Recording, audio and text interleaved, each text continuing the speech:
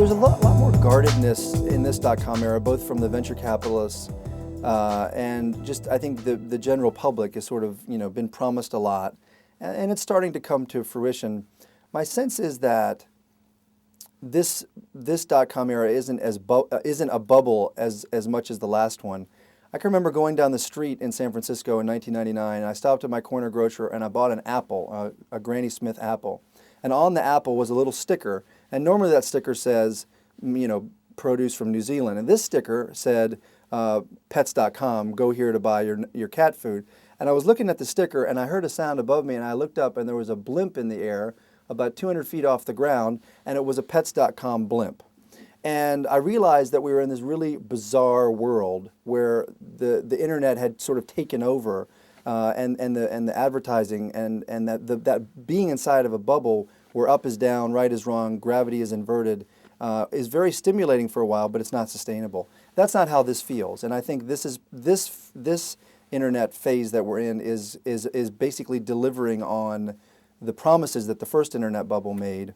And I think that's exciting. I think the internet's going to probably do everything everybody claimed it was going to do. It's just going to take longer than people wanted to admit at the beginning. And we still have miles to go before we sleep.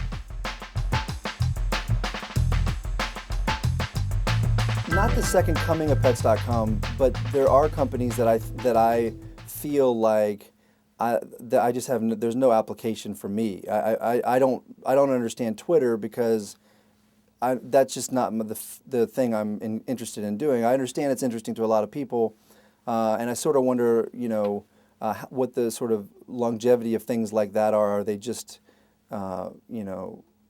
little mini fads, and they're going to be gone quickly? There are these Web 2.0 companies that you hear about, and you just think that's a feature that could be part of a bigger website, but it's not really its own standalone thing. I think there's a fair amount of that going on. But the fascinating thing about this phase of the internet compared to the earlier phase is that the amount of money it takes this time to do a startup is so minuscule. And I have a number of friends who've done legitimate startups on $30,000, which they've done on their credit cards, or they've done small friends and family rounds of financing.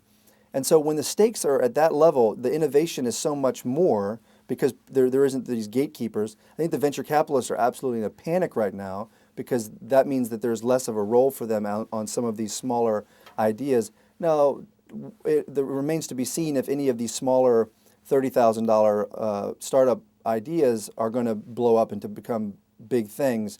But the economics of it have changed, and that's playing a pretty powerful role in driving the innovation that is at the heart of the internet.